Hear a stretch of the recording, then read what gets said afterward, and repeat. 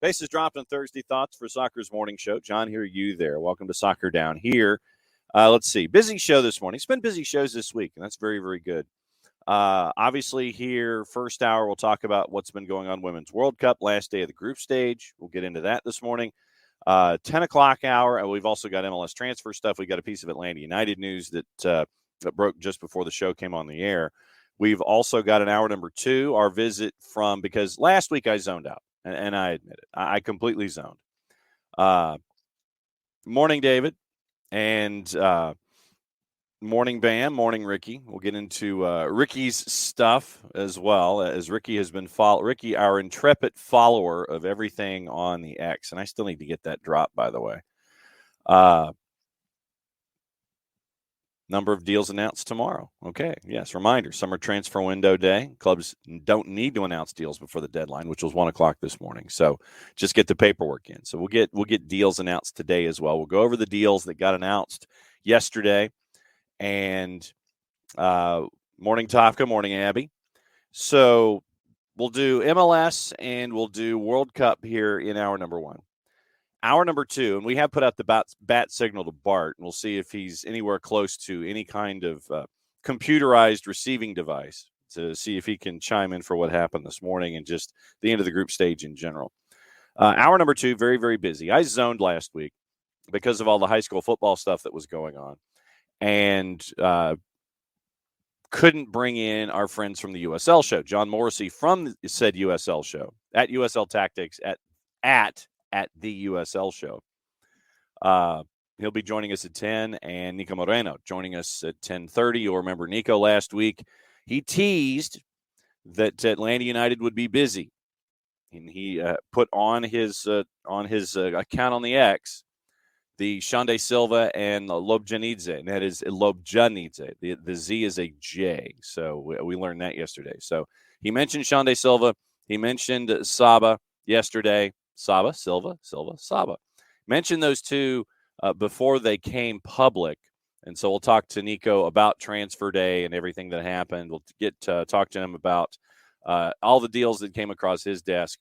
And so very, very busy hour number 2. Tomorrow, once again, we'll get you ready for the weekend in Women's World Cup. We've got our friends from Beyond Goals Mentoring at 9:30. And hopefully we'll get to catch up with our friends from Tulsa getting ready for the NPSL final, going up against our friends from Apotheos. So we'll catch up with our friends from T-Town Soccer tomorrow on the 10 o'clock hour, just to kind of get the lay of the land for them, and they're going to be hosting. So another road trip for Apotheos as they head to Tulsa as they are playing in the last game of the year in the NPSL. So that's your Thursday, that's your Friday, very, very busy stuff. So we'll go ahead and dial it up. That's the fancy way to phrase it. And it's opening kickoff. Once again, brought to us by our friends at Kickoff Coffee. KickoffCoffeeCO.com. Once again, use the code SoccerDownHere15. You get 15% off your purchase. They, in turn, take 10% reinvested in youth initiatives. Very, very cool stuff from our friends at Kickoff Coffee and KickoffCoffeeCO.com. All right, show of hands. Show of hands this morning. How many of you had in your group stage, making it to the knockouts, Colombia and Morocco out of Group H? How many of you? Show of hands. If there's anyone who has their hand raised, you are a lying liar. Colombia and Morocco out of the group stage. Who knew? I sure as hell didn't. But that's listening to Ariana Hinkst this morning on the FOX post game, she was stunned, and I think that you're probably going to have some coaches kiffened before they leave Australia, New Zealand, and head home. I mean, it was you had room for chaos in the last day of the group stage. 2 matches, and it was Germany, South Korea, and it was Morocco and Colombia. Morocco needed for some things to happen. They did. South Korea ended up with the 1-1 draw. And following up on a saved PK, the 1 goal in the match against Colombia. By the way, the Moroccan keeper came up huge in the second half. Because of that, the Morocco win over Colombia brought them into the discussion. And the draw with South Korea and with Germany takes Germany out of the discussion. The highest ranked team internationally to not make the knockout stage, Germany, number 2 in the world, and they are the last team out the door in the group stage. They don't even get to the knockouts. And so you now have France, Morocco again. You have France and Morocco again. Like we didn't see it in the men's championship, we get to see it in the women's championship as well, first round of the knockouts. And considering what happened, losing 6-0 out of the blocks, 3 teams from the African continent making it to the knockout stage. Fantastic to see all that this morning. But just the chaos in general. And yeah, -4 goal difference. Bam points out. It's a -4 goal difference. But it's what you do in each individual match. You put that 6-0 behind you. You get a win on the last day. And you are in the knockouts. Which means that anything is possible. And now I feel like Kevin Garnett.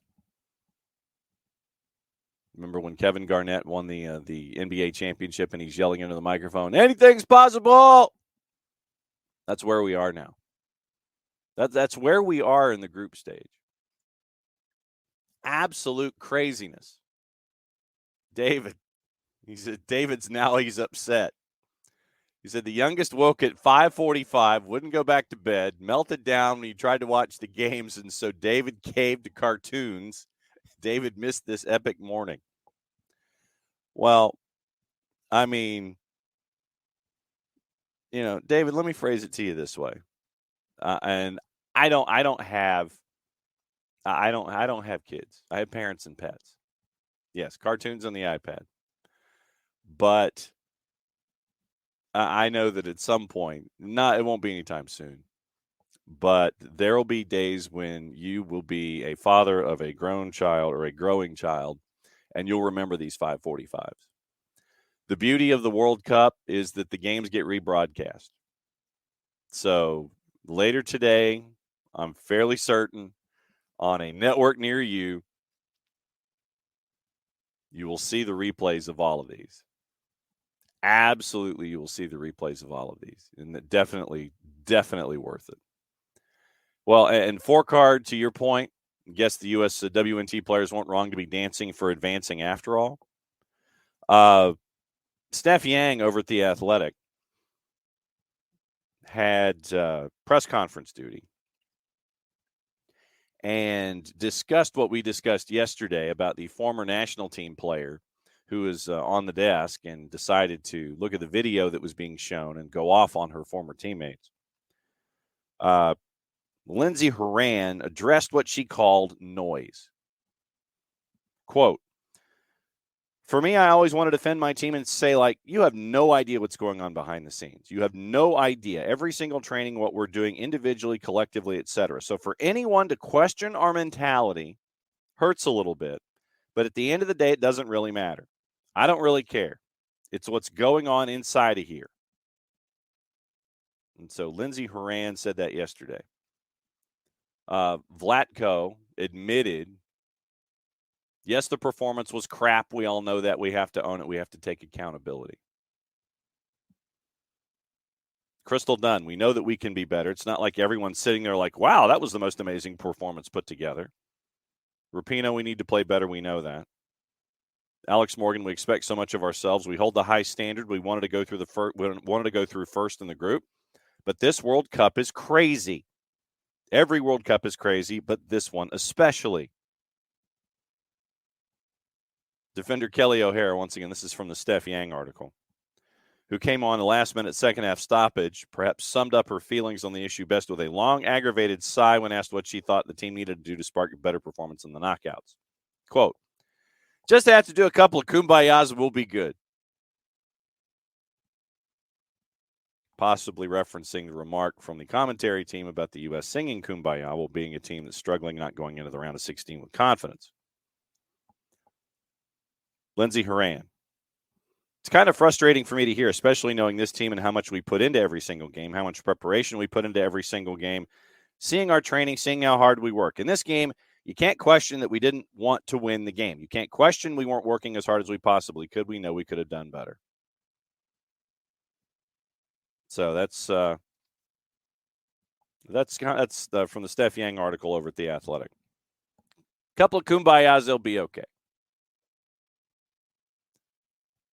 Bam, doing the Lord's work when it comes to plotting and planning where folks need to be. So the two games in Melbourne, Sweden, U.S., Colombia, Jamaica. Sweden and Jamaica to win those games, hopefully. Bam, stirring the pot. Bam, you're supposed to stir the pot tomorrow. But you're wasting no time in stirring the pot. I understand that. I get that. Morning, Tom. And Shooter will get into Leagues Cup. We'll get into Georgie and all of that. David, 5 points. 5 teams got 4 points and were left out. 2 got in on 4.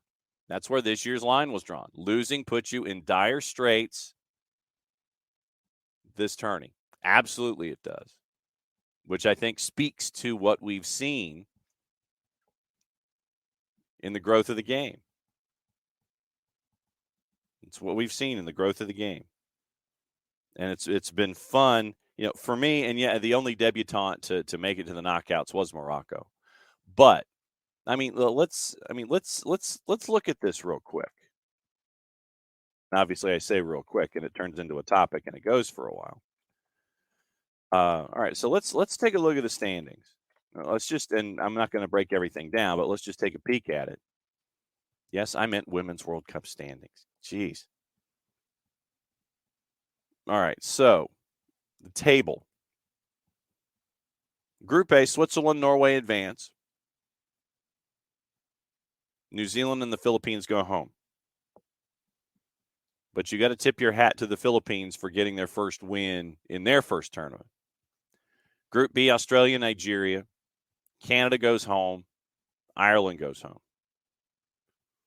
Nigeria, South Africa, and Morocco. 3 teams from the African continent making it to the knockouts. Japan and Spain. Japan ran a roughshod through their group. Spain went 2-0-1. Zambia, Costa Rica, no surprises that they go home out of Group C. Group D, England, Denmark. China and Haiti go home. Group E, Netherlands, U.S., Portugal, and Vietnam.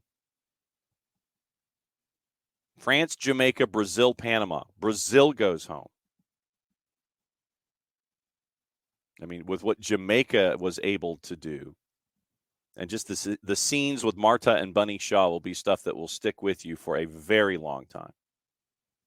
I know a lot of folks posted Marta's speech back in 2019, but Bunny Shaw, you could tell, very, very complimentary to what Marta has meant to the game. Marta, in return, thanking Bunny Shaw a whole lot from what I could pick up from my PhD at Lip Reading University.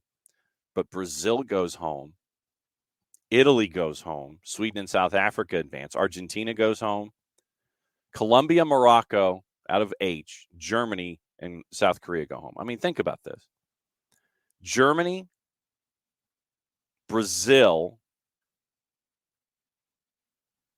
Canada, 3 heavyweights gone.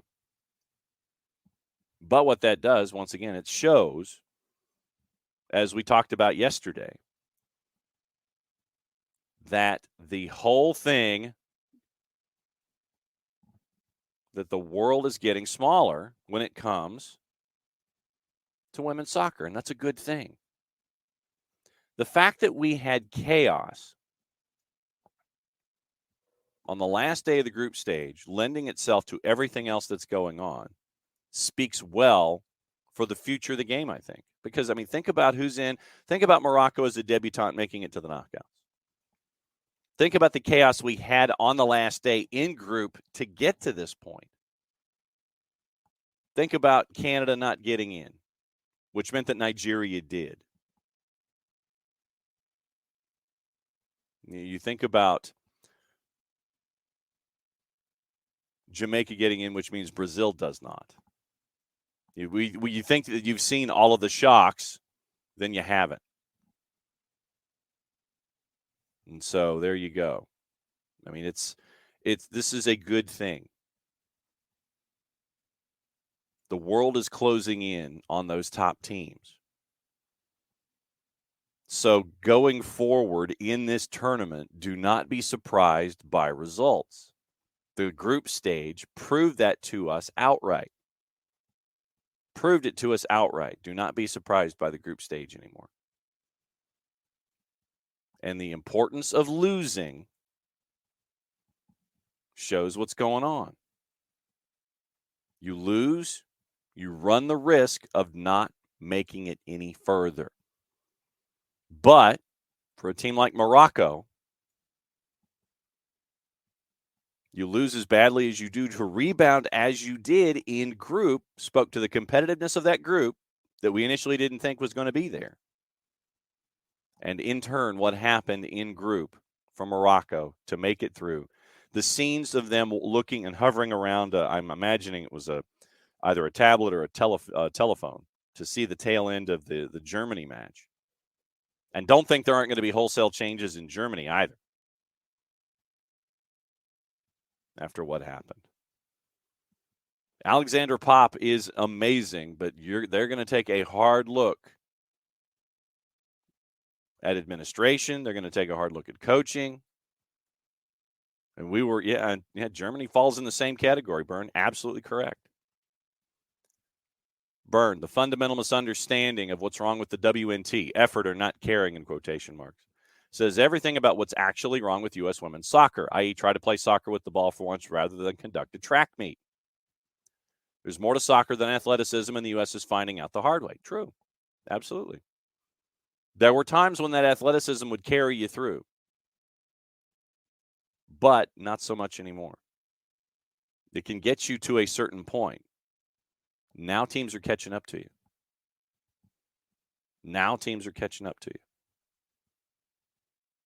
We'll go through the rest of what all the other news of the morning and what you guys are thinking about. We do, like I said, as Tom has posted, we do have some Atlanta United news, and we'll get into that. But that's opening kickoff, brought to us by our friends at Kickoff Coffee, kickoffcoffeeco.com. There's your QR code for those of you watching on Twitch. Once again, use the code SoccerDownHere15 to get 15% off your purchase. And they, in turn, take 10% reinvested into the youth initiatives. Very, very cool stuff from our friends at Kickoff Coffee and kickoffcoffeeco.com. So that Atlanta United news we were talking about, not really a surprise, but because of the nature of the news, we'll go ahead and lay it out.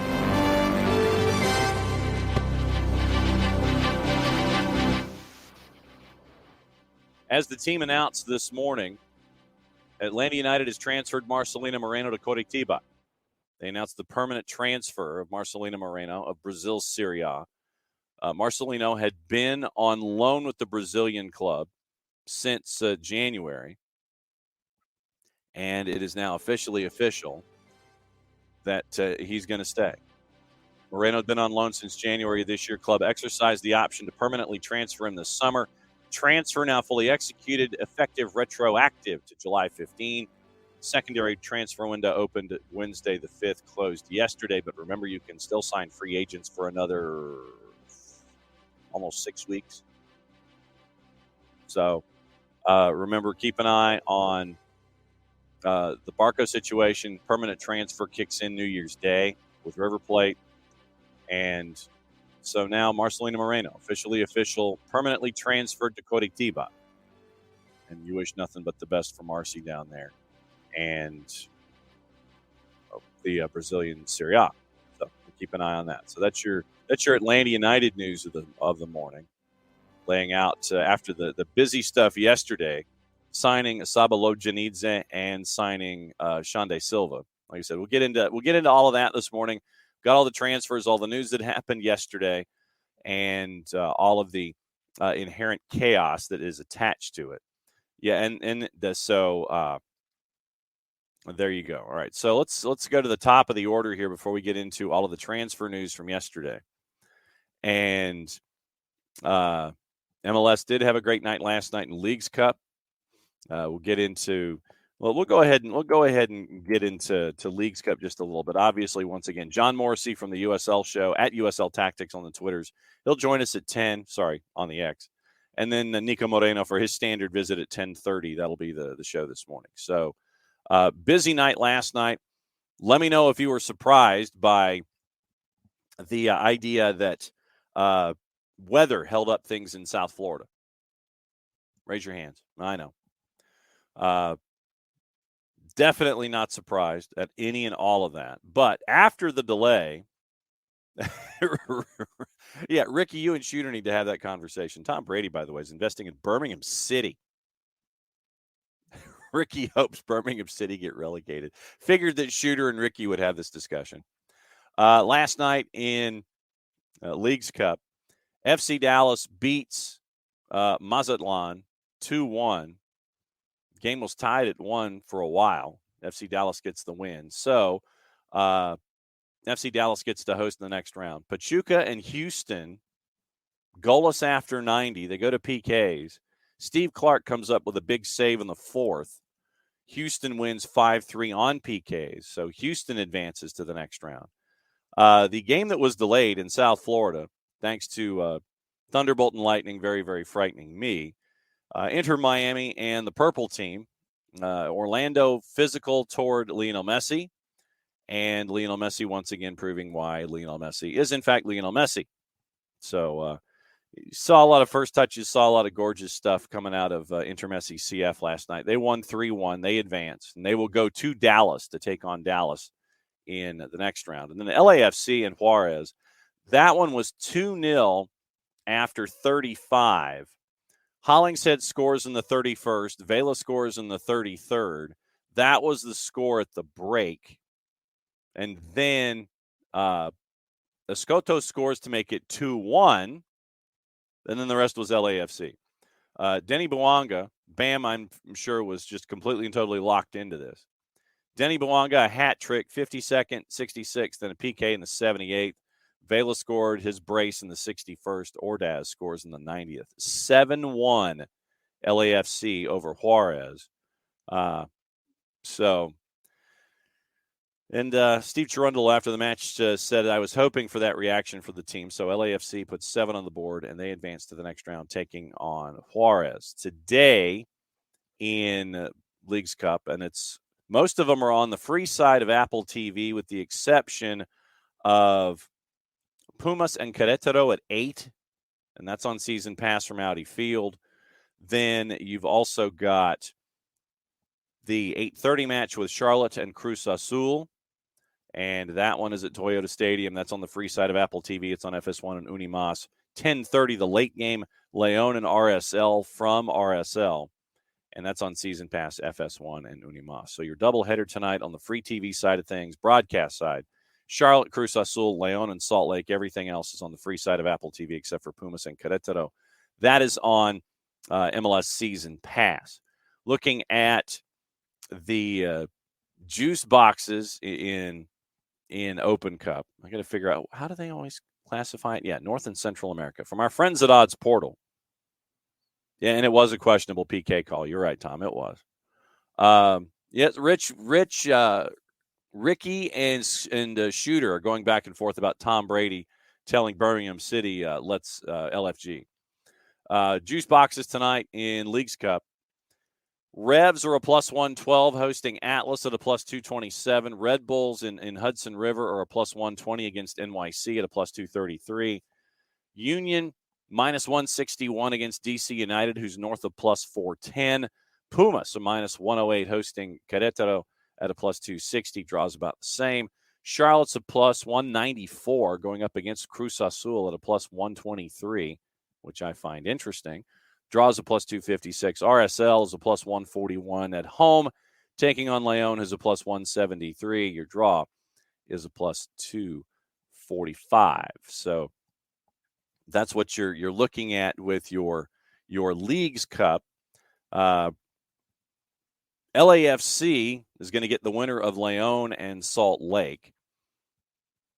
Dallas and Inter Miami, we had that one figured out. Dynamo get the winner of Charlotte and Cruz Azul. The matches that are going on tonight, Union and DC gets the winner of Hudson River. Pumas and Querétaro gets the winner of Atlas and the Revs. So that's how that lays out in the round of 16.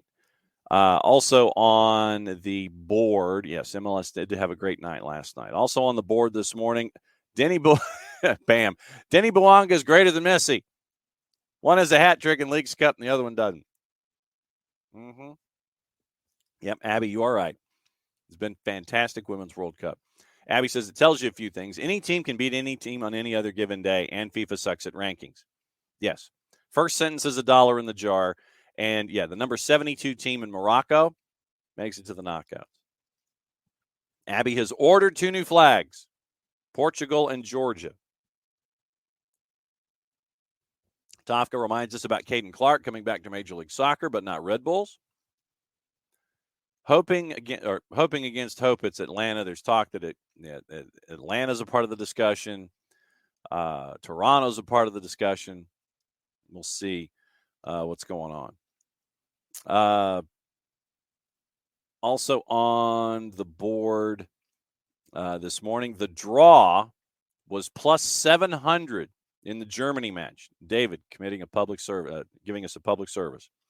Plus 700 in the Germany match this morning. So you've got that to be staring at. If you had some juice boxes, the average was a plus 600 for South Korea, Germany to get the draw. Morocco to win this morning against Colombia in the composite, courtesy of our friends at Odds Portal, a plus 420. Plus 420 for Morocco to win this morning. Colombia was a minus 149, and they won. Germany to win was north of minus 550.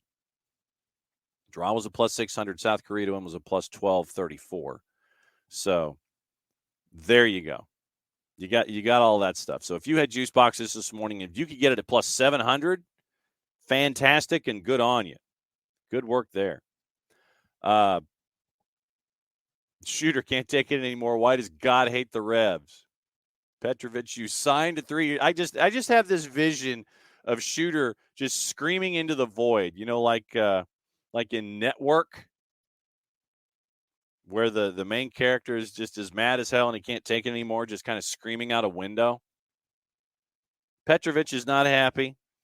Revs apparently had 2 suitors, Forrest and Knott, and they were like, nope, not happening. And so Petrovic is like, not interested. And so Revs have to figure out what they're going to be doing in net, because it doesn't seem like it's going to be Petrovic going up against Atlas tonight at 8 o'clock on the free side of Apple TV. Tom with the Atlanta United moves. Obviously, lots of work to be done. Can't do it all in one window. Curious as to why it was basically all attack now rather than defense. Was it planned that way? Just how it worked out with what was available? Good with it. I'm just curious. If those are the deals that are there in front of you, you try to figure out one thing at a time. But I also think that the confidence is there with Caleb Wiley and Noah Cobb going forward, regardless of what your transactions are. No, I think that, and you look at, like I said, and I'm looking at youth. I'm not counting Miles because we don't know his contract situation yet, whether or not he wants to re-sign or they're going to sign him and move him or what have you. But I think that a part of the cornerstones of the part of your growth, Caleb and Noah, I think you've got confidence there. So I think that was part of it.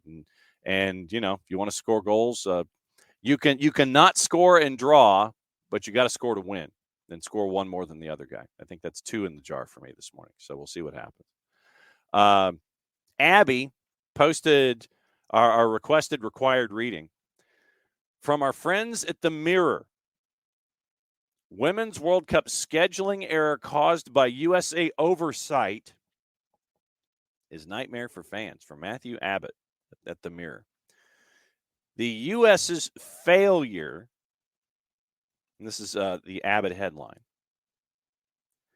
the U.S.'s failure to finish top of Group E means their upcoming knockout round matches will happen during the middle of the night in America. After drawing with Portugal, they finished second. Instead of playing South Africa in Sydney, they faced Sweden one day earlier in Melbourne. Playing at less favorable times for the fans watching on back home, almost 8 million viewers watched the draw with Holland when it kicked off at 9 o'clock on the country's East Coast. However, the round of 16 match kicks off at 5 a.m. FIFA tried to avoid such a scenario by scheduling potential USA fixtures for more fan-friendly times. The world governing body suggested as much to Yahoo Sports. A statement said they, quote, recognized some opportunities to schedule 2 USWNT group matches at times that believed it would be attractive to many stakeholders. That alluded to the second game against the Dutch and the opening match against Vietnam, which both started 9 o'clock. You'll remember the big party we had. Third and final game kicked off at 3 a.m. Playing Portugal at that time should have proved the exception rather than the rule had they not faltered. Basically, the lesson here is if you set up a schedule assuming that a team is going to win, and you do that, obviously. But the way that it works is if you lose, you get to play in the middle of the night, U.S. time. There's going to be a lot of folks who are going to work very, very sleepy, or they're just going to turn right home, call a PTO, crash, and call it a day. Topping the group would have meant they got to face South Africa at 10 o'clock in the evening, which, like our friends at the Mirror suggest, it's like a West Coast game in the NBA. But that ain't happening. A potential quarterfinal fixture was down for a midnight start on the East Coast and an increasingly palatable time to the further west you went. But now, instead of Wellington, their last 8 game would be in Auckland and getting underway at 7 o'clock in the morning. Those are the only games during either stage, starting in the middle of the afternoon local time. Every other fixture from the round of 16 onwards kicks from 5 p.m. onwards. So, lesson here, don't lose. That's your lesson. Don't lose. John Morrissey from the USL Show at USL Tactics on the Twitters joining us at 10 o'clock. Niko Moreno at 10:30. But that's the thing. If you're a network, and you're trying to plot and plan with your governing body how you're going to lay things out for airing, and you could get the Vietnam match late prime time, you're going to do it, obviously. And then you have to project out as patriotically as possible.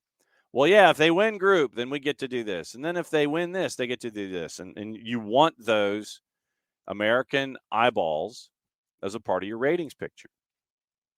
Now that the United States is second in their group and playing in the middle of the night, at least East Coast time, it will be interesting to see how the network decides that they want to let everybody know about the numbers. What they probably will do, and keep an eye on this, is they will mention the re-airs. They will mention those a lot. They will mention streaming. They will mention minutes. They will mention average view. And then they'll mention the re-airs. They'll mention, and the original airing will be a part of the paragraph, but it may not, unless it's earth-shattering news, for an overnight East Coast audience. It will be the last fact, one of the last facts that they mention. The re-air will be mentioned first. Then you might get the notification about the original airing. But you're going to get re-air, streaming, minutes, average view, all of that new information before they let you know what the ratings were, especially if the ratings aren't all that great for an overnight game. Those will be your 4 facts. Re-airs, downloads or streams, average minutes viewed, total minutes viewed. That's what you're going to get since the U.S. finished second in group. Knicks, you know those Fox execs were nervous late in that U.S. third match.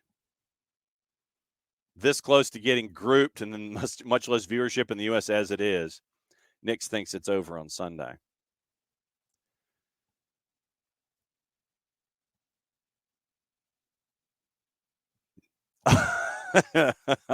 Yeah, that'll be a visual. All right, I'll flip that one in a second. That's pretty good. The tongue-in-cheek humor of our friends at Men in Blazers. Thank you, Bam. Also, yeah, Germany, Brazil, Argentina. Out. Out. Abby wanted a draw. Yeah, so Shooter and Ricky are going at each other, and Rich is probably diving into that fray just to kind of poke the bear at both of them. Tom Brady, Birmingham City. LFG. Austin Trusty to Sheffield United, by the way. That came across this morning, too. They've done the official welcome video and everything.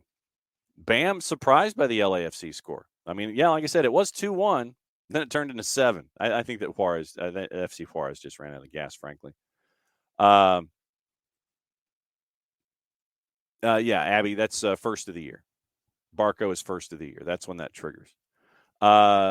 David, did not watch Inter Messi. See child comments above, but the lack of reds for Busquets choking a player and the questions on no second Messi yellow seemed to be a big Twitter war last night. Yeah. Well, and this is the other element in this, David, is that the officiating, and this is where I'd love to have, next time we have reffing down here with Bart, we saw it this morning, and I wanted to get Jarrett's comments. Yeah, the PK call was very soft. The PK call that was awarded to Joseph was very soft, at least in my view. But you had officiating last night in Leagues Cup, especially with Inter Messi, which was interesting. And then this morning in the group stage, literally in Germany and South Korea, I thought that someone was going to lose a limb. It was that. I mean, literally, they're just knocking each other all around the yard. Nothing happening. But like I said, since I was watching Morocco and Colombia, those of you who were watching Germany, South Korea, let me know if at least it was consistent. That's the biggest thing for me. I just want to know if it was consistent. If the officials were more than happy to just let them knock each other around for 105 minutes, 15 minutes extra. That would be my question. If they're just going to let them just blow each other up and not call it, at least call it both ways. At least it was consistent, no matter if that's bad or not. At least you're being consistent about it.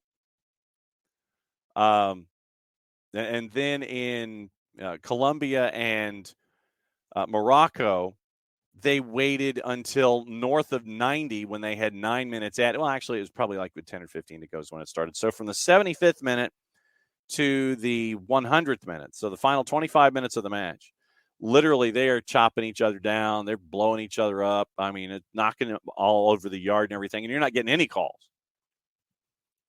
It's like, yeah, we'll just go ahead and, let the original rollerball, not the remake, but the original. It's just like, yeah, okay, we'll just, whoever's left is left. And as it turns, so and like I said, I'm sure that Bart has seen since his time down in, and Luke Winstall and the Merry Band as well. I'm sure that they have seen very, very imaginative officiating. So I wanted to kind of get into that. Next time Bart's on, we'll do reffing down here and we'll talk about officiating. And we'll see next time that Luke Winstall and the Merry Band are in. We'll talk to Luke about officiating as well. But Last night, you finally got a team in Orlando being physical with Inter Messi. And, so you got stuff called there.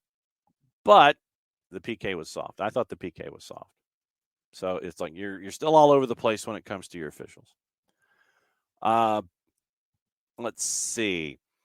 Shooter, Reds have no shot. We're getting blown out 100%. Well, if Petrovic is in net, and Bruce Arena is on administrative leave because of apparently things that he said behind closed doors during team activities. So we'll keep an eye on that too.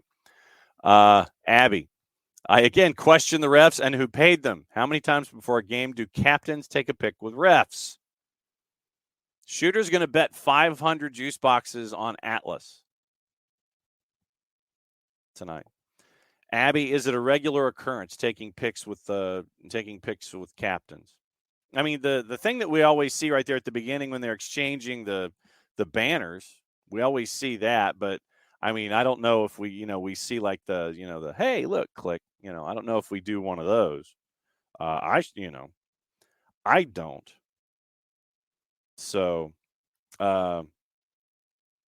very, very interesting. But once again, not necessarily a surprise. And for those of you last night, I mean, it was a very, very when the penalty happened and they got the penalty call, you instantly saw Messi sit there and tap Joseph on the back, and it's just like, nope, yours. It's all yours. Dink. And that's when then Joseph told Apple TV Espanol that after the match. Joseph apparently said, you don't want it. Messi said, no, you take it. Joseph said, when there's a pen, you have to wait to see what the man says. But literally, it was that quick. It was just like Messi tapped Joseph on the back. Nope, yours. There you go. Rich, World Cup is without Germany, Italy, Argentina, Brazil, Portugal, Canada, New Zealand. Love that this feels like an anything is possible competition. Absolutely. Nix, scenes in Perth. Congrats, Morocco and Colombia. Exactly. Yep. Ricky just saw the video of the Morocco finding out. Literally, they were all huddled around. They were all huddled around a phone. All huddled around a phone.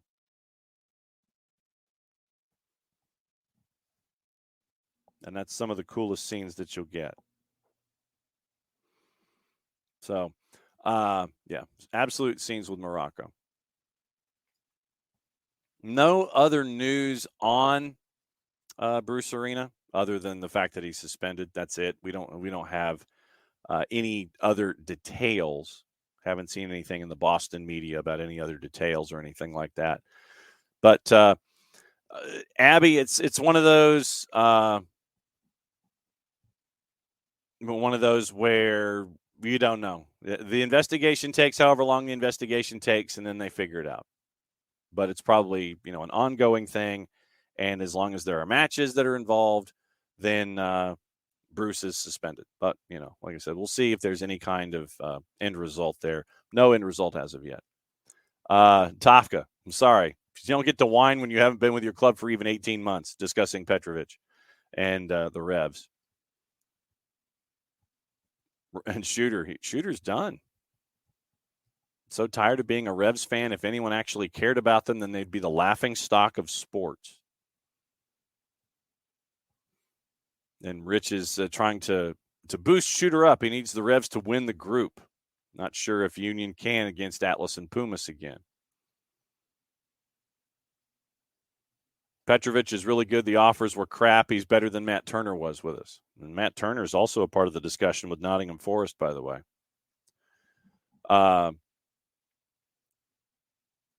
Keep giving up individual error goals, Michael says. Michael Head says this morning, we do not make the playoffs. Hot take. So let's get the wording. So I think Tom, you're square on here. So hang on. Let me find the wording of the Bruce Arena Hang on. Okay, team statement. Here we go. Administrative leave as a result of an ongoing investigation being conducted by Major League Soccer into allegations of insensitive and inappropriate remarks.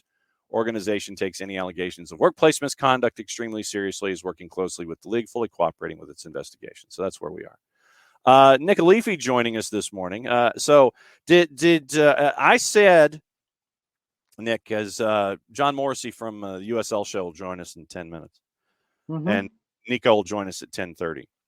I said this morning coming into the show that if you had, in the collective view, if you had Colombia and Morocco coming out of Group H, you're a lying liar. Yes. Lying liar. A next level liar.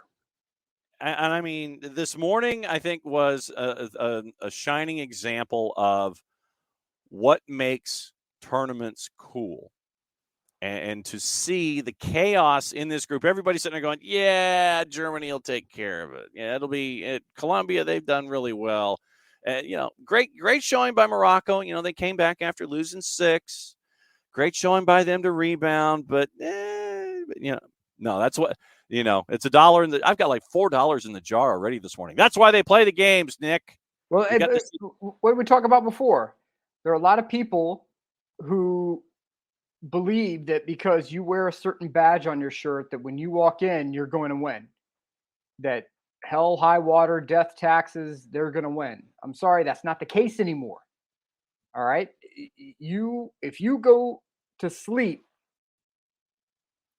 somebody's going to come in and punch you in your mouth, and you're not going to be ready for it. Mm-hmm. And that's exactly what's happening here. Rock the Casbah, baby. Morocco's through. That's what that. Yes, chaos is good, right? Chaos is good. This is what we try to tell people, that if you sleepwalk, anyone can beat you. Mm-hmm. So have fun. I don't know if you're any of these big dogs and you want to go to sleep, be ready, because these are ready to go. They're ready to jump up, pop you in the mouth, keep it moving, and you will be moving your way through the security line at the airport. Up to you. Yes, that is absolutely true. Colombia ranked 25, Morocco ranked 72. They're both in the round of 16.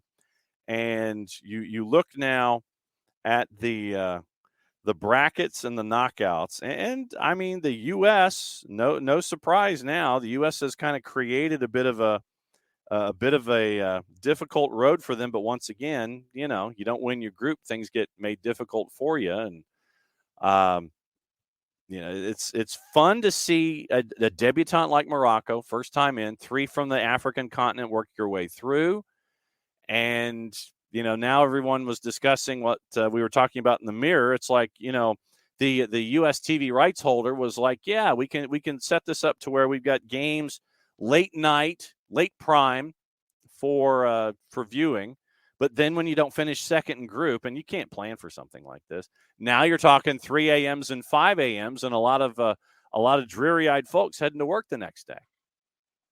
Yeah, the joys of the opposite end of the world, The world cannot end today. It's already tomorrow in Australia. That is true. So yeah. As Burns says, FIFA caused the whole issue by putting it there. Should have never happened, given that women's soccer, in terms of TV ratings in Europe, South America, and the United States, was about to take off. I understand what Burns saying, but I understand. Mm-hmm. Sometimes, if that was the case, then the World Cup should have never been here in '94. Mm-hmm. Because the U.S. in 1994 soccer backwater. Right. It had a huge opportunity for growth, but this is when you really had like next to nothing going on here. Like you had local teams obviously that were doing things, and you had college, but sport was not. I mean, Champions League was on pay-per-view. If you wanted to watch leagues overseas in Europe, you had to do pay-per-view. Yeah.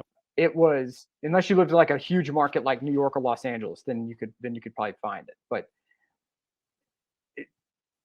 sometimes you have to put an event somewhere to get to help build up to where you want it to be. You have to invest before you get the results you want. So, and I'm not telling Burn anything that Burn doesn't already know, but what I'm saying is essentially that if that by that logic, the U.S. would have never had it in '94. MLS would have not gotten the massive steroid injection that it got through that event, and it's almost everything we have here soccer-wise in the U.S. can be traced back to '94. Yeah.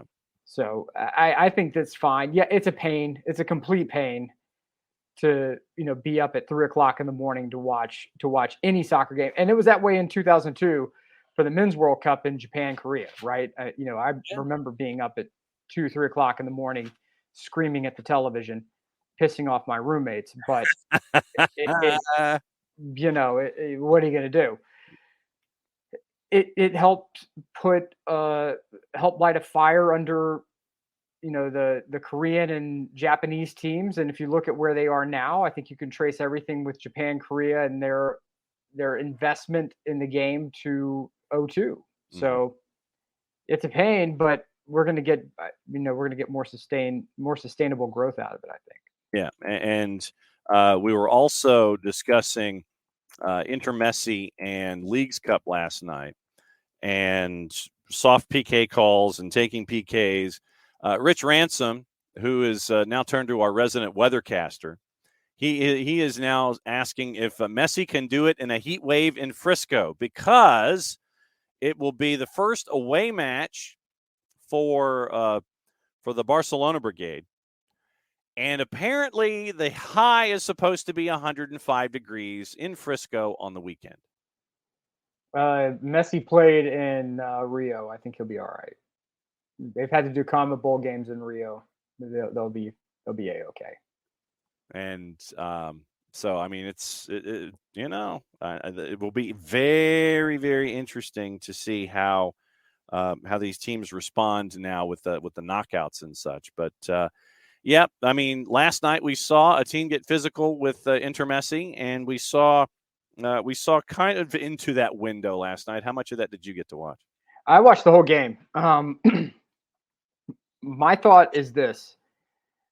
It was good to see people get past their fandom of Messi and start playing him like a player, where putting hips into him, you're hip checking him. To understand that you can really you can make Messi go Dutch game mode pretty quickly. So I think it's a balance between checking him once in a while, letting him know you're there, and really going after him. I think Orlando did great by, really in the beginning checking him, but I think they kind of also started going after him. And when that happened, Messi just flipped the switch and went stupid mode. And it's kind of like when the big brother's like leaning back and the little brother starts winning at the video game. And so big brother leans forward and, now we're in a different level of operation. So it's what is it? The Jim Croce song? Don't step on Superman's cape. Don't spit in the wind. Don't pull the mask off the old Lone Ranger, and you don't mess around with Slim. Basically. Yep. Yeah, but I do think that something that was shown last night is that if you do get physical with everyone around Messi, and you try to make Messi do literally everything to win, you can keep it competitive. But the minute you make Messi flip that switch, it's a nightmare. But you best hang on to that lamppost, sir. Right, but look, you've got to go. I think Orlando did show something last night. That is that if you attack Miami and you press them to no end, that back line especially, you can not only be competitive, you can put yourself in a position to win, right? It really is.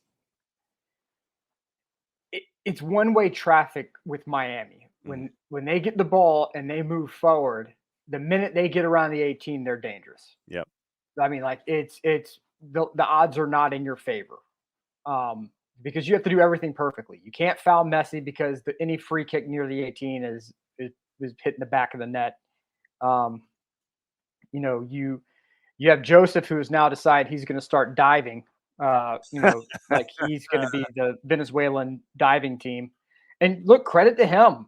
Look, the penalty, that was the weakest, softest penalty. It was unbelievable how soft that was. Oh, yeah. But Joseph made the dive. Joseph got the call.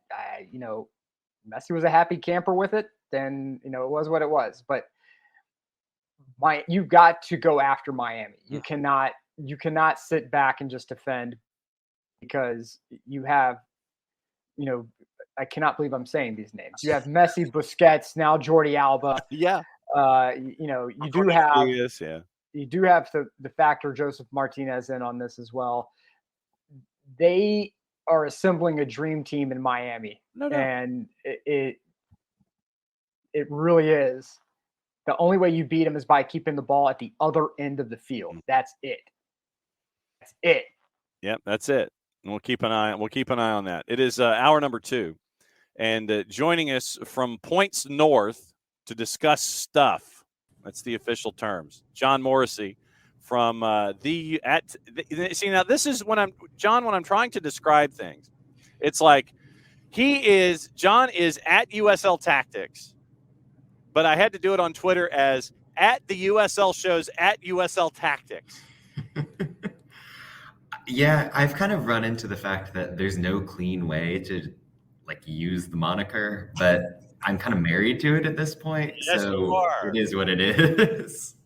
You are absolutely married to it. And this is where, since I zoned out last week with all of my high school football coverage, traditionally the last Thursday of the month is when we bring you guys in from the USL Show to talk about what goes on in the second division.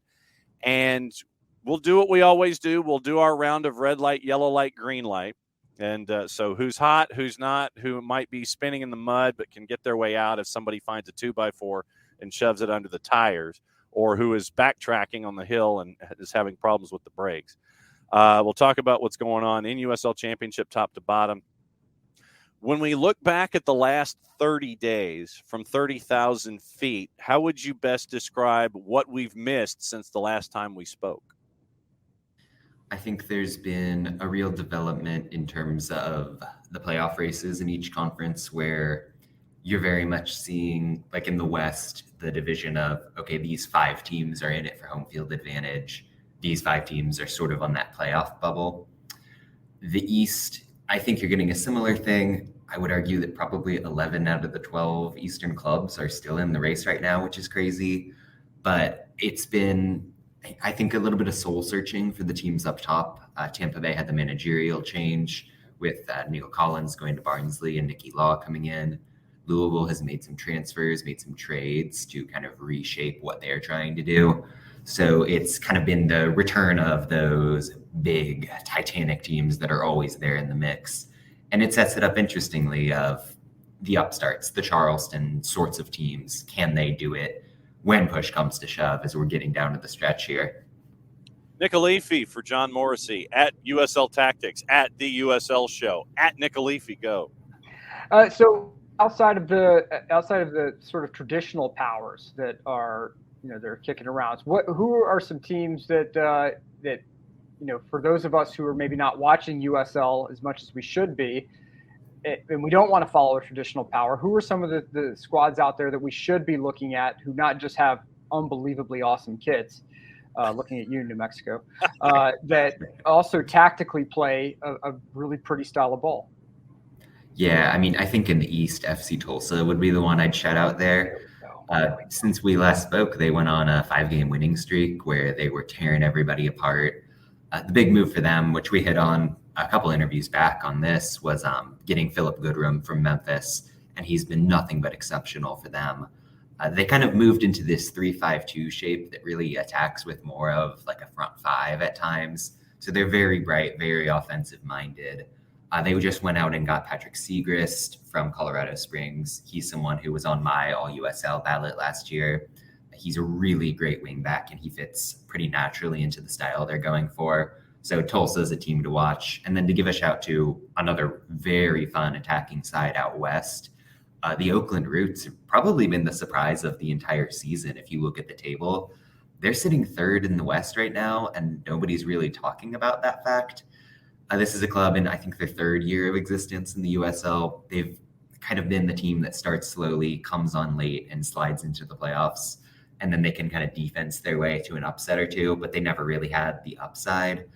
And Noah Delgado, who took over about midway through last year, he's got such an eye for attacking talent. He's able to kind of get these reclamation project sorts of guys who have shown flashes and just find the perfect way to deploy them in his system. They're another team that kind of plays that 3-4-3, 3-5-2 shape. Very fun to watch once again. Yeah, so Oakland and Tulsa, I think, would be the two shouts of teams that aren't getting enough love.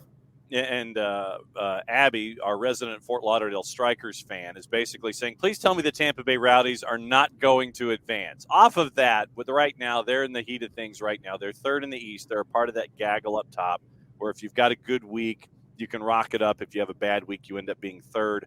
Tampa's got 2 matches in hand. But, yeah, you mentioned Collins gone, Nicky Law in, and they've hit each of the columns in their last 3 matches, win, loss, and draw. It almost seems like we always sit there and say death taxes and the Tampa Bay Rowdies. It's always going to be those constants in the Eastern Conference right now, but it's Pittsburgh, Charleston, and Tampa right there in that gaggle right up top. Yeah, I mean, just handicapping what Tampa Bay is all about. There was a little bit of a question mark when Collins left. I think those 2 matches with Stuart Dobson at the helm as the interim coach, the press looked really disorganized. There were moments where they couldn't find the balance of what they were trying to do. I think that they run into the issue of having an embarrassment of riches, where if you're trying to fit Jake LaCava, JJ Williams, Cal Jennings into a lineup, those are 3 very good players, but they're all, pretty proper attackers. You can't get everybody you optimally would want in this team into the lineup without making your defense a little bit weak. And I think Law sort of found the balance in his debut match this weekend, where they did beat FC Tulsa 3-0 to end that win streak, which was a notable result in a lot of ways because it was the first game for Law. He did show the ability to figure out what he wants to do with the roster that's so deep. So as much as I want to give the good news and say Tampa Bay might have some frailties, they're going to be in the mix down the stretch. Pittsburgh, just to throw in a word there, they've been a little bit shaky recently. The 3-1 loss against Indy was a big deal. They lost to the Battery a couple weeks ago as well. They got a win over the weekend, but they've just, I don't know, they don't feel like they've got as much of that finishing luck. The midfield has looked a little bit shakier. The wingback spots, which have been a revolving door. Bob Lilly just isn't yelling enough at his players, John. Hey, I think there's a certain point where you get to halfway through the year. This is a deep roster, but not one that's maybe the most talented top to bottom. The Lilly style and what he's asking of you can get a little bit it can wear you down to a certain extent. So there's something to be said for that. Nothing like beating folks down, Nick. Go for it. Nick. The mute button also helps, Yes. Yeah. So let's, for one thing that I do want to talk about is the San Diego Loyal, right? So right now they're looking at having MLS competition before too terribly long.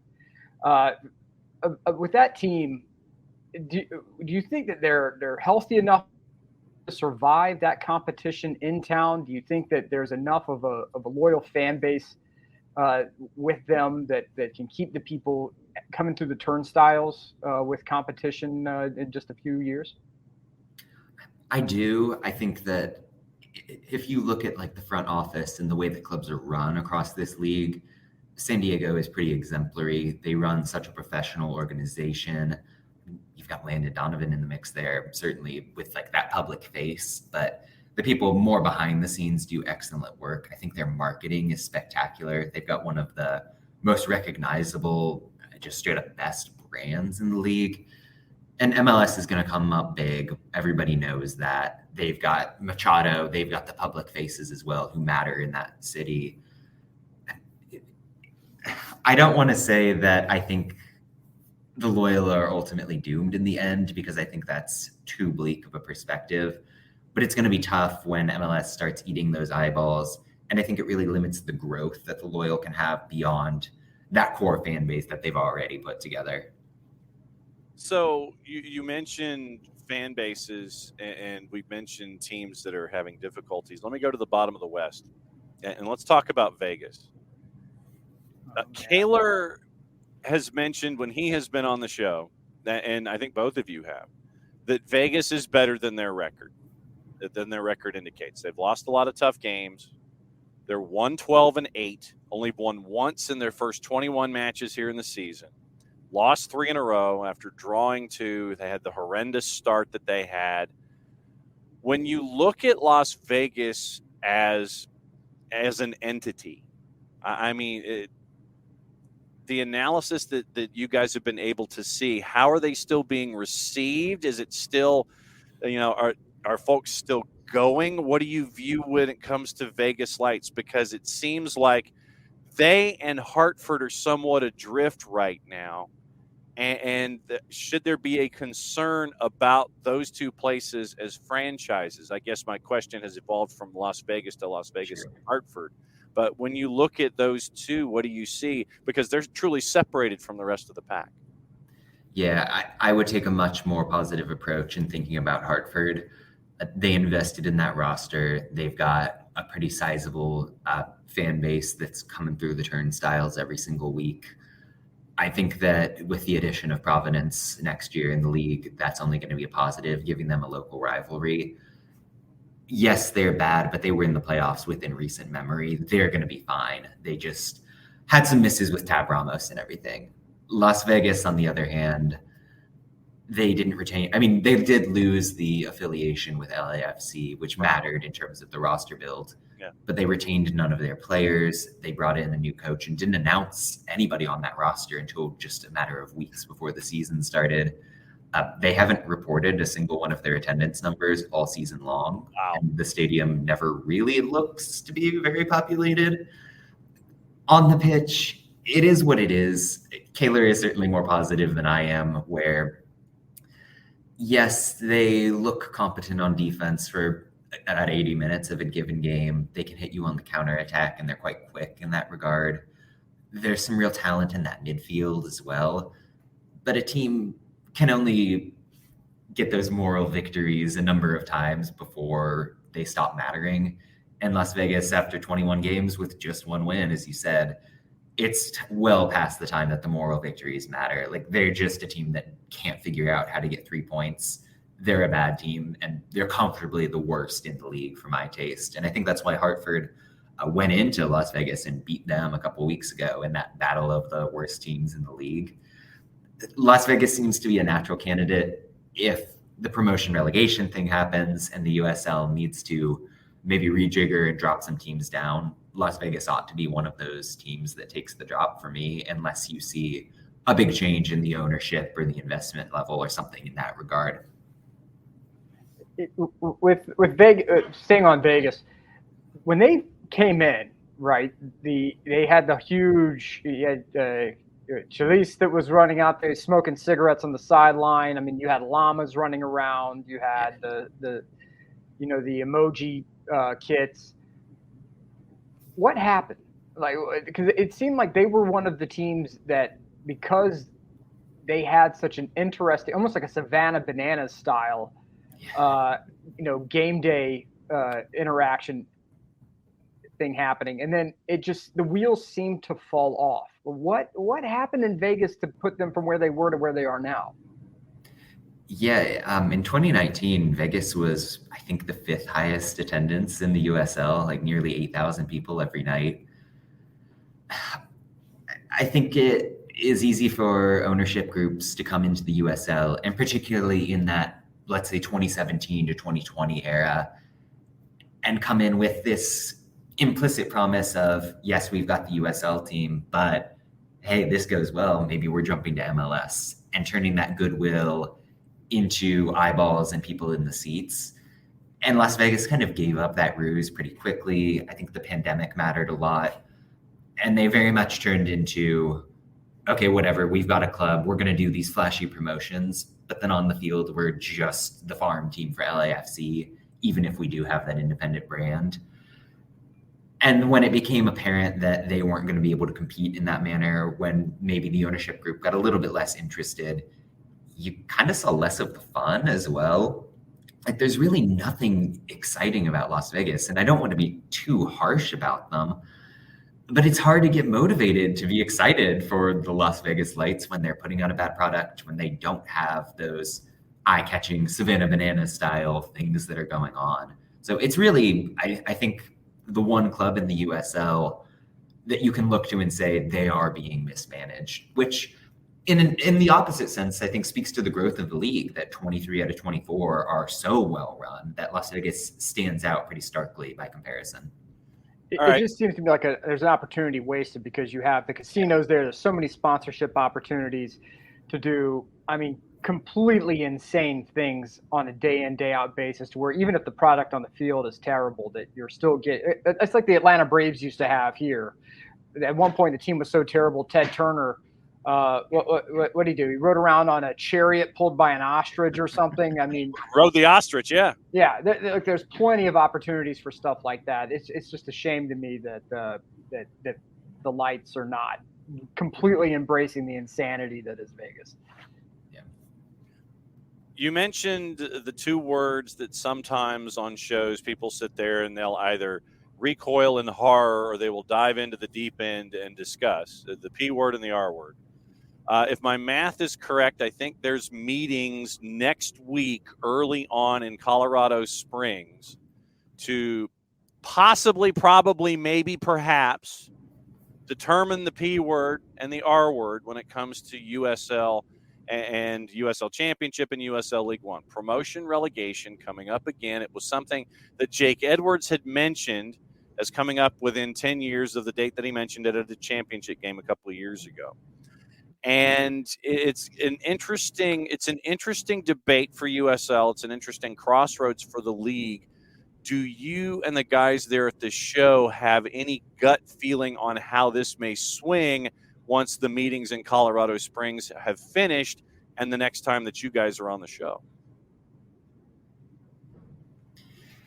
Yeah. When the news broke in The Athletic, everyone took it as a fait accompli that this thing's going to get passed. It's just a matter of ironing out the details once it gets that nod of approval. In discussions I've had with people behind the scenes, it's a little bit more contentious than that amongst the USL Board of Governors, where there's a feeling that pro-promotion relegation parties leak that news out to get the public pressure on the groups who are wavering a little bit. It seems like it'll pass. It's not a sure thing, but I would expect the yes vote. And then it becomes the question of, when do we implement this? There were talks of maybe it's as soon as next year. I think that's a little bit overambitious. I think the timeline, as long as it aligns with the 2026 World Cup here, where you've got it in place for 2025 and you've got that year runway before you're getting more eyeballs on American soccer. Let's face it, that'll be the impact of the World Cup. Is if you can have that as the pitch of, okay, cool, you're a new fan, you're really invested in this sport, support the thing that gets you the closest to that European style of promotion relegation. Every game matters, competitiveness, parity, the ability to have those Wrexham style storylines from soaring from the lower tiers up to the top. That's the pitch if you're pro this change for the USL. I do think it raises the issue of, if you are trying to go for first division status for the USL Championship, how do you meet the standards in terms of stadiums? Is there really going to be an impact for sponsorship for the money that you're seeing just because you have first division status? Because let's face it, MLS is getting messy in. They have the Apple TV deal that is really proving to be more effective than people gave it credit for initially. MLS is never going to bat an eye at what the USL is doing and look at them as a competitive peer. how does that weigh out in the public perception game? So I think there's a whole lot of issues revolving around this, but ultimately next week, I do think we'll be looking at probably a yes vote to start considering how to implement this thing. Nick, go for it. With promotion and relegation, the magical dream of a whole group of people here in the United States, it would be a divisive issue, right? But because the question is who, there are owners who have invested a certain amount of product, certain amount of cash, and they don't want to see that evaporated, dropping down to the second division. Which are there any teams that stick out to you right away that in the event that promotion relegation goes through, where ownership throws up their hands and says, yep, we're walking away? Are there any teams that we're like, yeah, this team, and this team are probably out? Ownership is out when this passes. I think the interesting thing is that when people have considered or made the hypothetical argument for, well, MLS should have promotion and relegation, the counter is always that these owners have bought in for hundreds of millions of dollars. They would never risk their investment in that way. The beauty with, or rather in comparing the USL Championship and USL League One, is that the name brand, the value of those leagues as entities doesn't matter to your bottom line. What matters in terms of the money you're making right now at the USL level is butts in the seats, is local advertisement, and second division versus third division doesn't matter to the car dealership down the road from your stadium that wants to put their name on the kit. So I think that there's almost this sense of like being bulletproof where the owners aren't invested in that same way. If you get relegated, you get relegated. It's not going to affect things, but there's the upside of maybe you're adding, or maybe you're upping the fan base by 25% just because people perceive your league differently by having this system in place. So I don't think that there would be ownership groups who would be so turned off by the changes. I think that you could get to that point if the USL Championship has to drop some teams down. And then let's say your Monterey Bay or Rio Grande Valley, who has been a real good part of the USL Championship, and then you're just looking at relegation because you play in a small market. That's the sort of thing that could drive teams to MLS Next Pro, let's say, hypothetically. So that would be the one flashpoint I'd be looking at. But I think overall the system has an innate appeal just because of where the USL ecosystem is at right now. Niko Moreno coming up in a little less than 10 minutes, breaking down MLS transfer deadline day and everything that was attached there. Niko had Atlanta on the move, mentioned some dudes. Dudes showed up, so we'll see what's on Niko's mind. Remember, you can still pick up free agents for about another 5 weeks when it comes to Major League Soccer. John Morrissey at USL Tactics at the USL Show. There it is with the hashtag, with all of the loops again when it comes to hearing it on the X and the 280 character app. Let's go to a red light, yellow light, green light. And the way that we like to do this is, all right, red light, teams that are in serious trouble. Who's your red light for this month? Yeah, I'm going to try to mix it up a bit. I feel like Memphis has to be the red light. I mean, this was a team that they started slowly. They caught fire in the middle of the season, and they cannot buy a result to save their lives right now. Yesterday, they had this bizarre 11 a.m. kickoff game against Loudoun that was related to like a youth soccer camp. But yeah, 11 a.m. on a Wednesday is nobody's idea of a good kickoff time. But Memphis is now winless in their last 8, I want to say, 7 or 8 games. Yeah. They lost to Phoenix by 6. They lost to San Antonio by 4. They just can't figure out the back line. Bill Hamid has been in and out of the squad, and they're not really talking about an injury, so that's been odd. It seems like there's very easy solutions in terms of like just going out and getting any central defenders, but Memphis doesn't seem to want to invest that way. It's a shame because there's so much talent here, but they're the red light squad that really seems to be dropping fast. All right. Yellow light can go either way. It can be a team that is going from red to green or it can be a team that is going from green to red. Therefore, that is why it is the middle of the road discussion. Who is going which direction as your yellow light this week? Yeah, going for El Paso, and I'm going from very much in that green territory down to the red. Yep. Much like Memphis, they're on a really long winless streak. I know they're 7 games winless now. And El Paso was another one where a little bit of a slow start, and they had, I mean, much like Memphis, a new manager coming in. And then the Locomotive won 7 straight games. They got up to first place in the West for a stretch there. Now they've had some injuries. People are starting to figure out what they're doing with this pretty flexible 4-4-2 shape. They're losing games to their Texas rivals left and right. They're losing games, crucially, to teams that are on that Western playoff bubble, which is going to matter when push comes to shove. I think just with the goodwill that they earned early in the year, they're going to be safe for the playoff race. But boy, they are going to be hobbling if they keep up this form. All right. So then who is your green light this go round? Since Memphis got a straight red from you and the yellow went the direction it did, who gets the green light from you this time? Yeah, got to be Orange County out west for me here. They, a couple months back, were just hobbling. They ended up firing Richard Chaplow. They looked like they were going to be in the tier with Vegas. They were 11th out of 12 teams in the West when Chaplow got fired. Now they can not lose a game. I think 6 games unbeaten now. Morten Carlson has figured out the balance of what he wants in that 4-3-3 shape. They're comfortably in the playoff field as we speak. I think they briefly got up to 5th place. Milan Olaski is scoring goals for fun once again, as he's wont to do.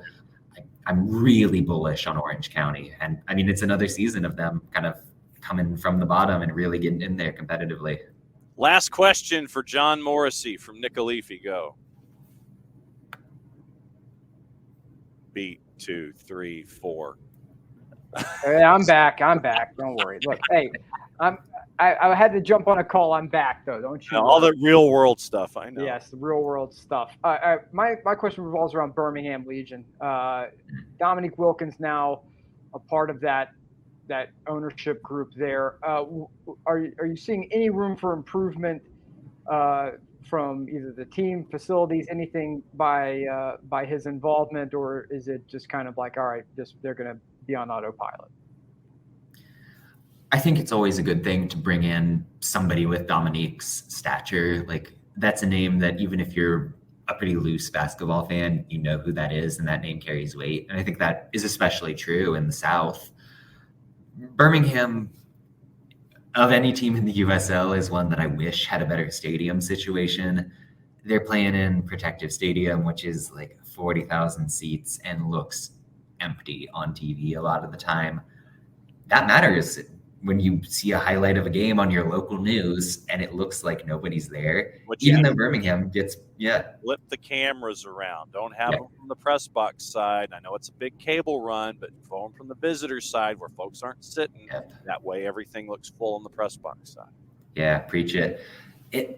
And Birmingham gets good crowds and it doesn't look like it. And I just feel like there's a missed opportunity there. So maybe Dominique is step one in saying, hey, take us seriously. We've got important people involved with this, important people with some money to put up. We're going to put this really good product that we have year in and year out with the Legion into a venue that befits that level of play, because they're doing so much right on the field. They've got some youth development things going on. They've got the talent and they're willing to invest. So Dominique feels like he's step one in something a little bit bigger in terms of the project for the Legion. All right, time to cut the promo for us. What is going on in the world of at USL Tactics at the USL Show? Yeah, the USL Show, we're live every Tuesday doing the show. Then it'll be in your podcast player the next day, talking to everything USL. I mean, W League, League Two, really top to bottom in that regard. In terms of myself, the USL Tactics feed, I recap every single game. Yes, you do.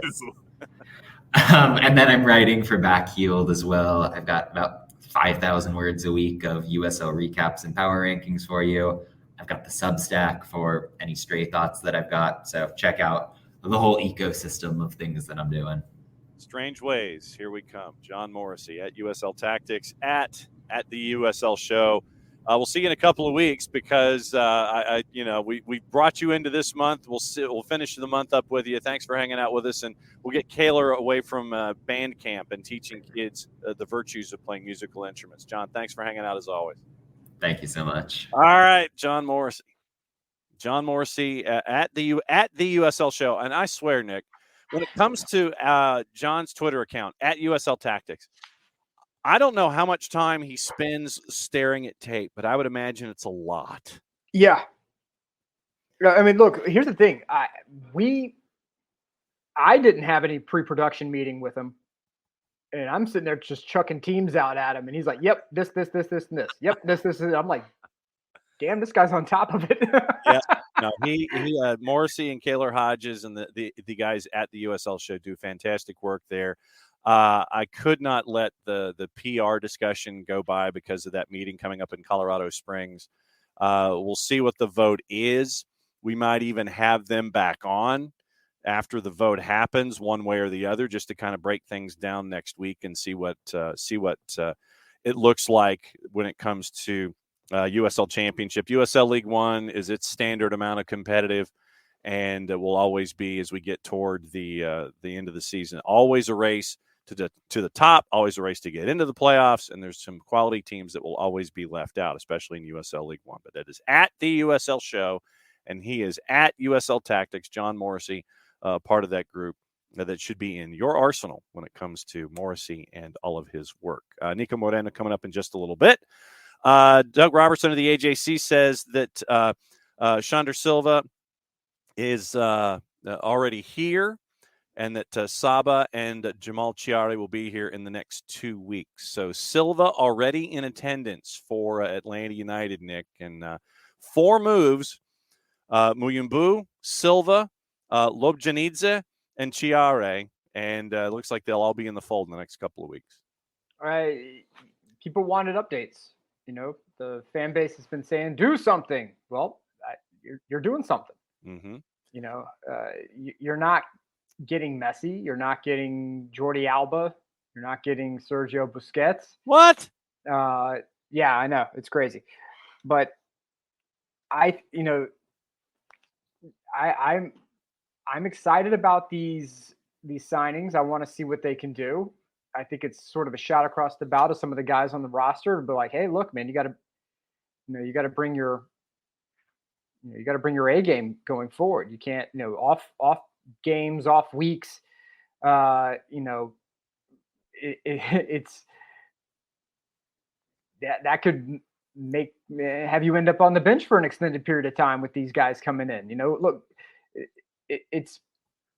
I know, and Airborne DJ just said it. He said people are still complaining that the D wasn't fixed. Look, the most frustrating thing to me has been the issues in front of the goal, like the other team's goal. Mm-hmm. Where you have, God bless him, Barry doing a dummy to no one, almost had me launch myself off of 233 row 1.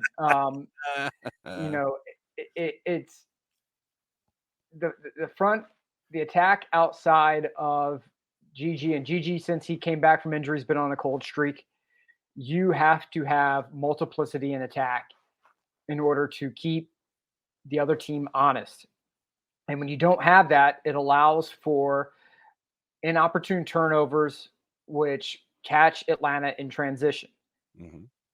Moments when Atlanta is just posted up on defense, they're largely handling business. The issue is quick transition, which happens from sloppy turnovers in the attacking phase. And with these players that you're bringing in now, theoretically, you're solving a lot of that. And that doesn't mean that Wiley doesn't need to see the field anymore. Yeah. It doesn't mean that, any of the other players just need to kind of forget about playing first team minutes. But it does mean that it's time to take that next evolutionary step in your game. Mm-hmm. And I think that that's what this transfer window needed to be. And, when we went on the run in 2018, it wasn't just off of DP, the designated player slots that made it happen. It was also some guys who were TAM contract guys who were critical in making it happen. So it's not all going to get solved in one window. You're going to solve a lot of the issues in one window, but you're not going to solve every issue in this. And Airborne DJ, yet again, that's because a lot of people mistakenly think running an MLS team is like playing FIFA. Yep. Because we have a team in Miami that's essentially playing Ultimate Team right now. Yep. And that's great. But Atlanta, I think, is doing what they need to do. Yeah. And to me, that's critical. If Atlanta had sat there and said, we're not doing anything, we're just going to sit here, we're happy with the squad we have, and we're going to work through it, I would have had problems with that. Yeah. And I think I'm pretty damn objective, right? I don't get into the whole thing of, yelling and screaming when things are going really, really well. I don't get into yelling and screaming when things go really, really poorly, but I try to be objective. I think these are good moves for Atlanta United. Yep.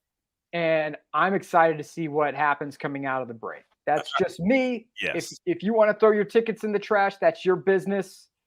All I'm saying is that just if Atlanta turns things around, yeah, and your tickets are gone and you're past the window of no return, that's on. Look, see, Nick, you're getting fired up. Nick, it is Niko, and it is John. So hi, Niko. What's going on, man? Hey, what's going on, Atlanta? Happy to be here with you guys. Second cup of coffee. I was going to say. That's right. Just the end of the transfer window. We'll probably hear a lot of announcements here after the fact, right? Because their teams don't have to announce all their signings. We've seen that over and over again, not to mention free transfers and things like that. But excited to be here with you guys. Crazy Leagues Cup yesterday as well. Messi continues to wreck the entire CONCACAF, and yeah, it's been interesting. All right, so Nick, do you want to start with, as Ricky Ricardo referred to Niko, our transfer shaman, who had Xande Silva and Niko Lobjanidze mentioned the day before the deal. He had Xande Silva and Lobjanidze mentioned, and it happened. So now Niko is now being referred to as our transfer shaman on the show. Nick, do you want to? Do you want to start with Inter Messi, or do you want to start with transfers, Nick? Where do you want to go first? I want to talk about the transfers here because we have our own shams happening here. We have our our own Fabrizio Romano for MLS happening. You're elevating your game, Niko. You're being put into a stratosphere with the Titans at this point because you're scooping. You have everyone around going, okay, who does this man know where he's got his finger on the pulse of the transfers? Talk to us a bit about this. Well, I appreciate it. It's been, honestly, it gets more difficult as time goes on, and as more of the Tom Bogers and Fabricios and Merlots are around there and well connected as well. I'm someone that likes to get the information filtered to 3 at least points of references, making sure that it's not just something I'm throwing on the wall and see if it sticks.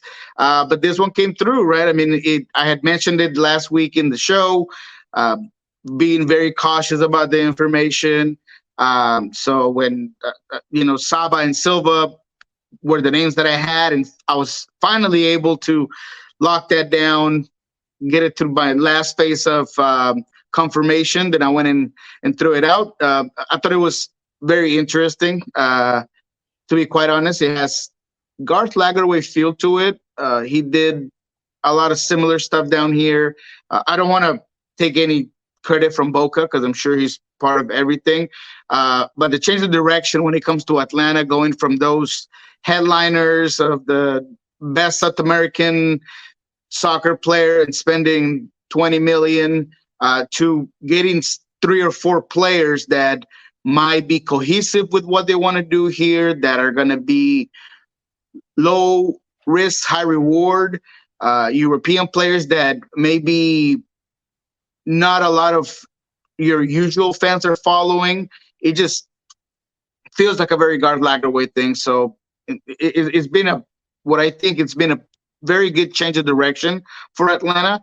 I know a lot of fans were upset and they were, kind of commenting on my initial tweet when I broke the news that this is embarrassing and I can't believe we're getting this, 27, 20-year-old players. Look, you've done the opposite in the past. This seems like a different take on direction, and I think you'll be surprised. Let this man cook because he knows what's up. Well, it's like when they had Jeff Larentowicz, right? Oh, Jeff Larentowicz is over the hill. Like, well, we picked him up in expansion draft. Oh my God, he was just a stud, right? And Chris McCann was somebody who people were like, who? And then he came in and he did really expensive work for us. I think that the rating of League Two is brilliant, right? And that's just my take on, because Argentina is getting so overfished now with European teams who are trying to be more cost efficient. You're competing now with AC Milan and Inter Milan going into for these Argentine prospects, going in and getting more established players. Over in Europe, even if you've never heard of them, keep in mind, not a lot of people heard of Joseph Martinez at Torino whenever that move happened. So it's, I mean, this isn't the first time Atlanta would have found success fishing in waters that a lot of people were scratching their heads with, right? Yeah, and same goes for Gigi. I mean, when you look at all the press and all of the hype that a guy like Insigne came with to MLS, and then you look at a guy like Gigi that, hey, it's a transfer that we're trying to get, and he's a guy that he's a proven goal scorer, but there was no hype around it. And look what's been more productive. So yes. Like I said to many people, do you want to have headlines? Do you want to win games? Because sometimes you can do both, but a lot of times if you're doing it the right way and you're building a roster to maximize his potential, you need some of these key components, those role players, specifically these guys like Saba and Silva, where they are versatile. They can play either side of that wing space. They're both good two-way players. When it comes to Saba, he's an international experienced player, playing in Europe in all kinds of championships. A player that, as I learn more about him, seems like he's got the respect of every single fan base. So those intangibles is something that was a thing here in Seattle when bringing in a player. Like the JPs, like the Emer Gomez Andrades, like the Rauls, the Nicolas Loderos, all those transfers that were made during the Garth era have those same similarities. So I think you guys would be surprised. When it comes to the rest of the window, and I mean the ones that we know, here's what we know across the board, and we can get into winners and losers and individual transactions, however you want to play it. So this is from the league. After Toronto signed Cassius Mailula from South Africa, Inter Miami gets Facundo Farias. Montreal gets Fernando Alvarez, a defender from Pachuca. Crew got Rudy Camacho from Montreal. Red Bulls signed Juan Jose Mina, and they also signed another player this morning that we'll get into. Lucas Zelarayan to the Saudi Pro, which helped them get the money to free up to bring in Diego Rossi. Dynamo bring in Sebastian Kowalczyk. United signed Jamal Chiade.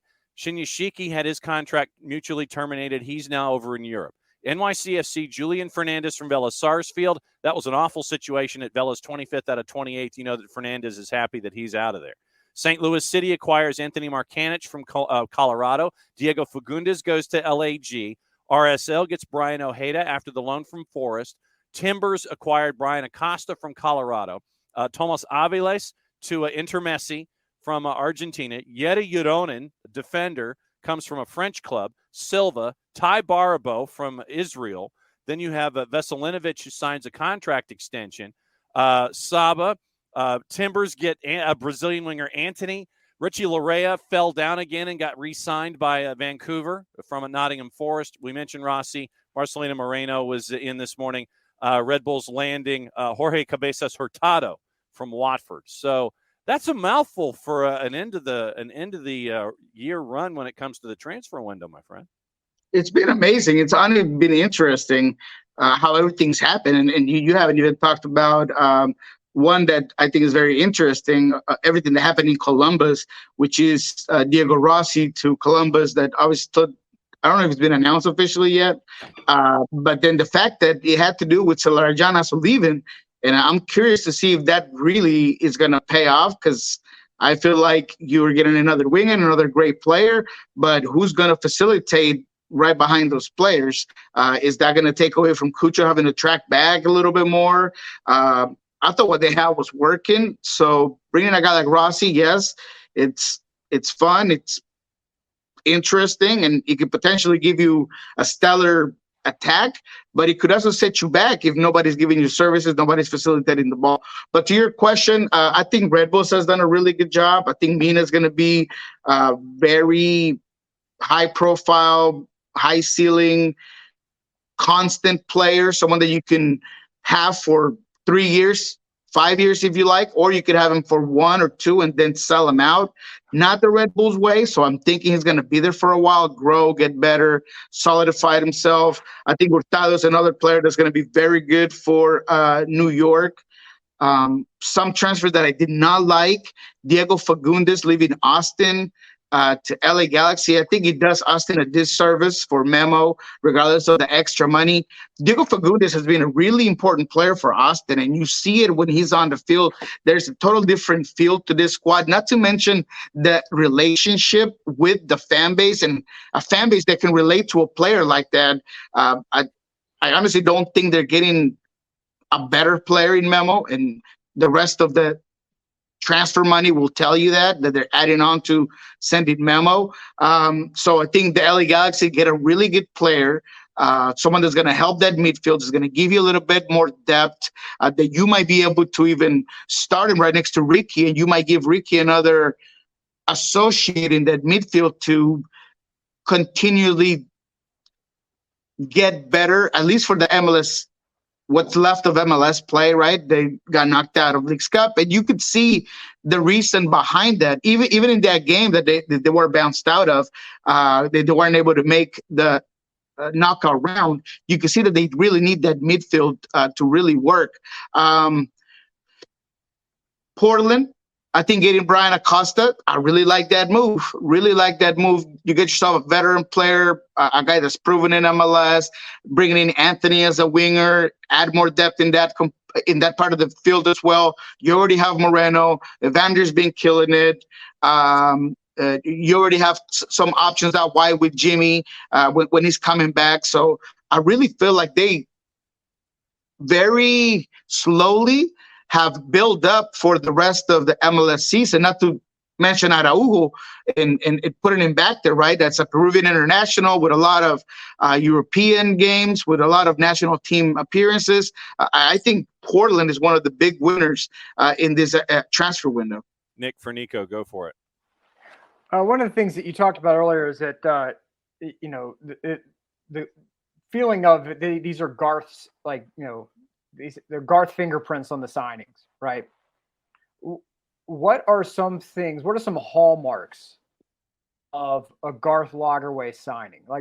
Because there were some times that you see, like, where a team will say, we want players who are, have tremendous pace and work ethic, right? Like, especially if you're one of these pressing teams, we need a player who's just all go, all gas. We need people who are maybe just got a bit of a hard edge to them. What is the hallmark Garth Lagerwey signing? So that's a fantastic question. And the thing about Garth is that he continues to grow, he continues to develop, but there are a few things that he did here in Seattle that I know for a fact, as they're talking to him many a times throughout the time he was here. He likes players that are proven. He likes players that come with the right intangibles. He actually prefers players between 25 years old and 29, 30 years old at times, depending on where you can get those. I think if he's getting you a DP, is going to be between 26-year-old and 29-year-old. And the reason is the level of maturity. You've already been able to track exactly what he's done in several teams. You've given a player the ability to have his ups and downs. They come with a different type of mindset. And not every DP and not every player you bring has to be one that you're going to turn around and sell and flip like a house. He wants someone who's going to come in and produce for several years because he's building his empire across players that can be pillars for not just 1 year, but 2 and 3. And when you bring players at that age group, that's when you can really get the best out of a player because they're trying to continue to play, get a better contract, and they're not looking to just be in a stepping stone into your club, but they're really trying to solidify themselves. And you're seeing that with some of these signings. But the intangibles is also one of the main components. They're going to be club players. They're going to be guys that are not going to be reckless and partying and all of these things. Garth is very cautious when it comes to that. And that's part of why he was so great down here. When it comes to stretching a little bit of that salary cap, he's going to get you a guy that might be a free agent, that might need a second chance. And that's another thing that you are seeing with some of the signings. So those are the things. However, Garth learns and Garth adapts, and he understands that Atlanta has a philosophy to flip and turn around players that are younger, that have done things. So don't be surprised if maybe the next window or at some point you get some of those players that you could bring in that they're pretty good, still kind of young, and you can flip out. Luis Abram, that's another player that I thought had the stamp of Garth Lagerwey. He's very well connected in South America, very well connected in Peru. Again, I don't want to take away anything from Boca Negra, but just all these moves, including Luis Abram, those were, for me, moves that had that Garth Lagerwey stamp. All right, time to play red light, yellow light, green light this time. And you can even include in your red light, yellow light, green light, the way that we did it with John Morrissey talking USL Championship. But if you have a repeat performer than the one that was last week, you can come up with a different reason they can still be in that spot. And I will give you the caveat, sir, that you can include transfer deadline day transactions into your evaluation for red light, yellow light, green light. So players that came in, you can include them as to whether or not they're at the top, the middle, or the bottom of your stoplight. So where do you want to start? You want to start red and work your way down? You want to start green and work your way up?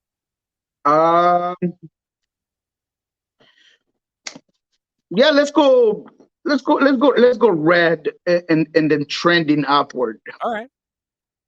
So then, I'm gonna go red. I'm gonna go trending and just starting to get to red. And I'm only gonna use Leagues Cup stuff. To be quite honest, I'm not gonna bore you with anything else. I want to be as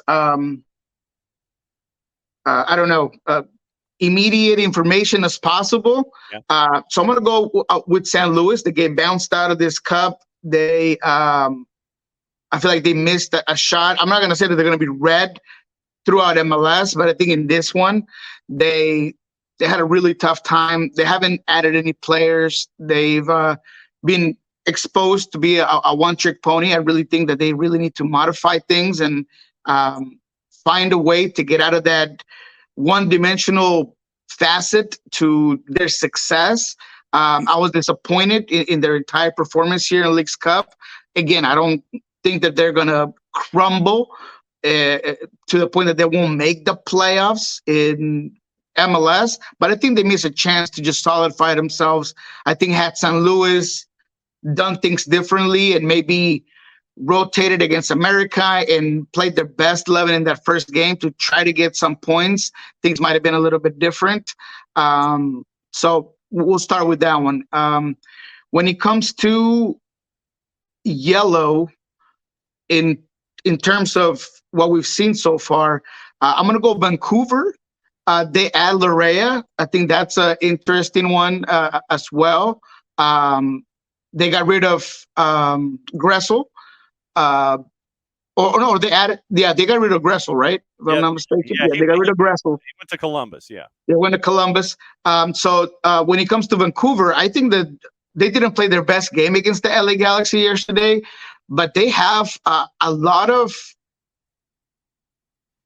little factors beyond just their regular play. There's a lot of mental state there. Robbie Gould, I think, is a great leader in the field. You could tell that they have an identity of how do they like to play when it comes to transition. I think they're solid defensively. They're getting rid of a lot of dead weight. Caicedo's going to be leaving for Junior de Barranquilla in Colombia.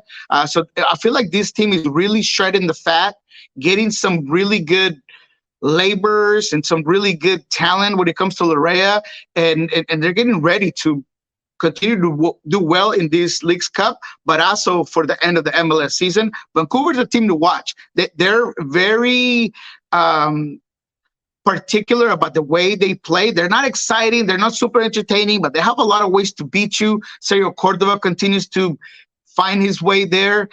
There's just a lot of firepower that not a lot of people might be able to see, but it's there for sure. All right, so then that leaves us with the other light. So you mentioned red and you mentioned yellow. So then who's your green light? Man, I was trying to decide if LAFC after that 7-1 beatdown that they put on Juarez, but I'm going to go with Columbus, and I'm going to give them the benefit of the doubt. I'm still not sure about the whole Solarian thing. I'm really not. But if Nancy can figure out a way to make this work with Cucho, Rossi, Ramirez, the rest of that midfield with Nagby and Morris, and now you bring in Gressel that gives you a whole different component to that right side. You could play him a line back, at wing back. You could push him up a little bit higher. Fossey's already been doing really good, but now you get more depth. That defensive line that he's trying to kind of rotate there might be the only tinkering part of that team that might not be set in stone. But man, they really surprised me of how dominant they were against America.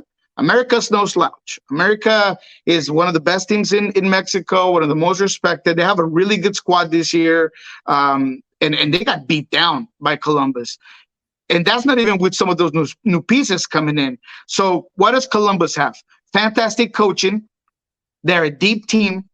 They have talent everywhere in the field. They got experience, very balanced when it comes to experienced players and new players. So, man, I take my hat off to Columbus Crew this season, the way they're building this roster, and that's what they're my green light, man. Nick, for Niko, go for it. Well, look, as far as Leagues Cup goes, outside of Miami, because they're playing Ultimate Team, and it sounds like you're very bullish on Columbus as well. Who else and is showing you something in Leagues Cup that it might be a little shocking to you on the positive side? Because for me, it was Orlando. Orlando showed me a little bit of the ability to hang, and I know that the Twitch pitch is going to kill me for saying anything remotely positive about the purple team. But for a little bit, until I think they got in their own head, it seemed like that they had stepped up their quality of play. Is there a team for you in Leagues Cup that on the positive side has shown you something that maybe you weren't expecting?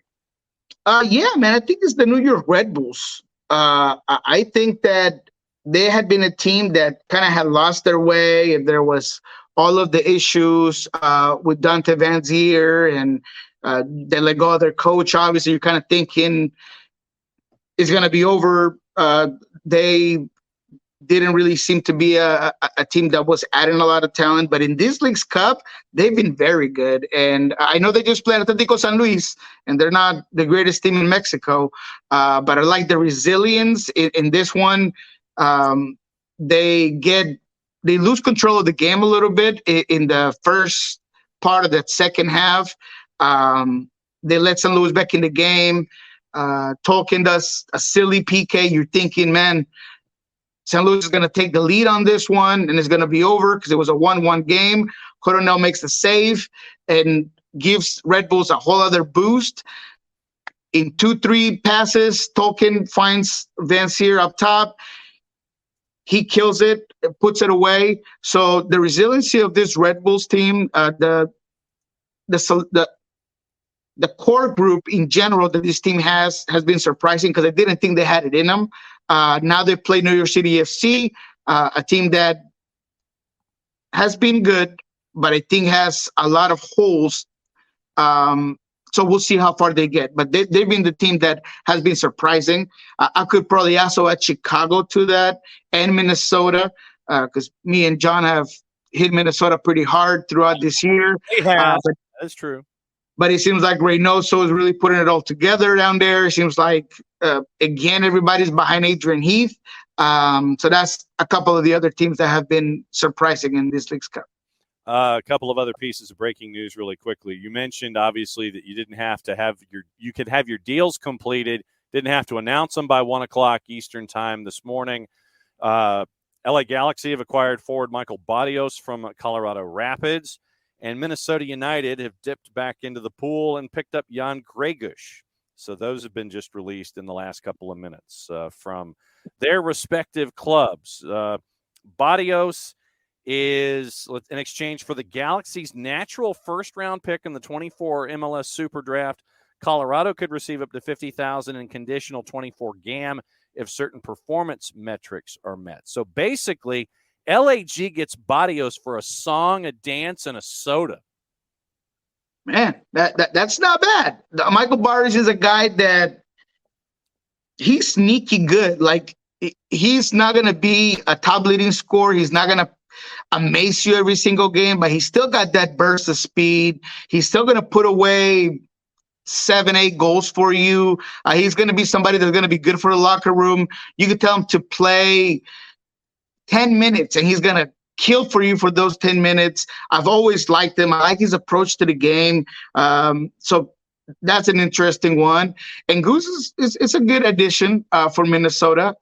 Definitely someone that is also versatile and you could play it in different ways, and another veteran of this league. So yeah, it's interesting. But LA Galaxy, man, they've done a good job to fill holes up. Is it going to be enough in this Western Conference? I'm not sure just yet, but I think if you give Ricky and Brockman and Djokovic and all these other guys enough pieces around them, and they might be all right. They might be all right. Okay, and Gregush was traded from Nashville to Minnesota for $75,000 in GAM plus a second-round Super Draft pick. So so a 2 and $75,000 in GAM. Nashville sends Gregush back to Minnesota. So that's did Bill Belichick architect that deal? I mean, it's that's a funky one. I mean, I don't think I've ever heard of a second round pick being discussed in any deal. It's always been like a number one pick in some kind of AM. I've never heard of a second round pick being a part of any kind of a deal when it comes to Major League Soccer. Last question for Niko goes to Nick. All right. So, Niko, we're closing down. We're past the All-Star break. We're past the transfer window. Some names are going to be announced here. Who are your dark horses to close out the season? Ooh, dark horses to close out the season. That's a good one. I'm going to go with the easy one on the west side, and while you hopefully bring me along here, and I'm going to go with Portland. West side? I feel like they've struggled. You didn't quite know if Gio was going to be able to save what he had done so far. There were some doubts about his tactics. There were some doubts about the roster build and if he was going to get any help. And again, I think he really did. This is a team with another very good core.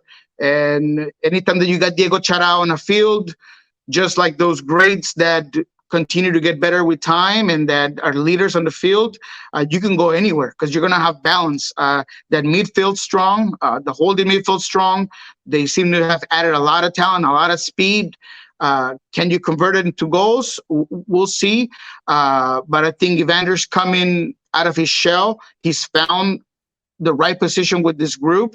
So I'm going to call them a dark horse simply because we were doubting this team for a little bit. And on the East side, that's where I have my doubts because it's been such a freeway in terms of teams on the East. Like the good are good and the bad are bad. So I guess I'll go with the easy one and go Inter Miami. That could be that dark horse. I mean, I was very surprised with the U22 initiative players, man. I mean, Facundo Farias, now I'm starting to hear some other players within the league say, I don't think he's as good as you're putting him out to be. But everything I've heard from Argentina is that this guy is going to be a stud and that he's fast, that he could do absolutely everything, that he's going to play perfectly right next to Messi. Gomez, I think, is another very good depth piece. I'm continuing to see a lot of growth within that team in general. Gregory's supposed to be back, and now you're able to put Busquets on the field with a dog behind him that's just going to be able to cover space, disrupt, get yellows whenever you need to hack a shack. I mean, this is a guy that I'm very high on. I've been high on, and unfortunately he got hurt. But now that Gregory's back and all these pieces are kind of coming together, maybe Inter Miami could be a dark horse back there. All right. Before we go, I gotta get Niko's take on this because last night an observation was that Jordi Alba, because you talked about those U22 players on Miami's roster. It looked like Jordi Alba was like the parental chaperone on a field trip, sitting on the bench. Clearly the one older guy amongst like the daycare of children sitting around him. Yeah, no, I see that. And so does Busquets. When Busquets, like, whose uncle's in there? Like, what? Oh, no, it's Sergio. Yeah, I mean, it really is interesting the way this kind of things all come together. Now, it would be, I don't know, surreal to think that Miami would do enough throughout these next 10 games to get into the playoffs. It'd probably be the best comeback in MLS history, to be quite frank. I mean, with 10 games and they're dead last in the East, it's going to be complicated. But if there's going to be a dark horse and a Cinderella story, it's probably going to be that one. Well, but at the same time, if I remember my math, all Miami has to do is win 2 games, and they're in CONCACAF Champions League. All they've got to do is win Open Cup. Oh, yeah. They beat Cincinnati on August 23rd. Then they play the winner of Houston and RSL, and that's on September 27th. So all they've got to do is win 2 games. And they're in CONCACAF Champions League, which is what Jorge _Mas on the 280 character app. That's what he's hunting for.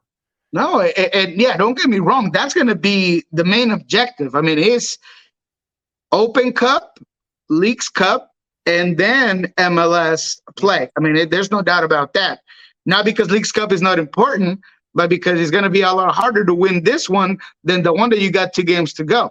So you're hoping that you could be in Cincinnati and get into the final, and you go to CCL, you put yourself in the race again with all these, Mexican teams, and maybe get to a Club World Cup with the new format. So yeah, man, I mean, it's really the only objective for this team.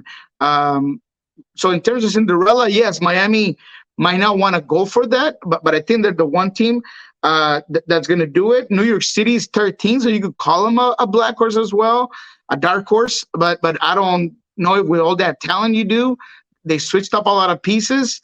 Toronto's a team that I wouldn't ever bet on. Charlotte didn't do enough in this offseason to get me to believe or switch my vote. So Inter Miami is the only one that kind of makes sense, man. All right. So cut the promo for me. What's going on at Pulso Sports on the Soccer Bar? All right. Well, we're going to finally be back in Soccer Bar next Monday. Our producer and founder of Soccer Bar had some family emergency in Argentina. He's still there. So we've kind of held that down. So we're going to be back on Monday. In Pulso Sports, you're going to be able to find Brian Smetzer talking this week about I'm not in the hot seat. He laughed at the question. Laughed when we asked if he was in the hot seat, regardless of being eliminated, bounced out. And honestly, it is kind of laughable. It is laughable at this point. I think it's too early. I talked about it being circumstantial. Talked about Christian Roldan might not be back anytime soon because of the concussion protocol. That's his second one. They're going to be very careful with him. So that one's to be determined. Fry being back. So all of that you can find it at Pulso Sports. We also had a really good talk with Alex Roldan that you can find right there. And then today we'll be going to practice and maybe get you a good exclusive. So check out Pulso Sports. What he said at El Rolo and W Thursdays with Niko. And we go for as long as we go because it's always fun to catch up with our friend every single Thursday here on his second cup of coffee. Nick, since you are here with us, I will let you send us home here on a Thursday. Go for it. Until next time, everybody, like we talked about this before, look, let everybody fan how they fan, okay? If that means that they're going to throw their tickets off a cliff, that's their thing. Let them do it. It's fine. If you are raising your tickets in the air and saying, from my cold, dead hands, that's your business as well. It's your business. Run your business. So until next time, everybody, mucha euro, y'all. Much love. What he said. Yeah, that's a good one. I like that. What he said. So for Niko, for Nick, for John Morrissey, and our friends at the USL Show, very, very busy stuff. Enjoy your Thursday. Back at it again tomorrow morning, 9:05. It's the end of the show. That means I get to do this.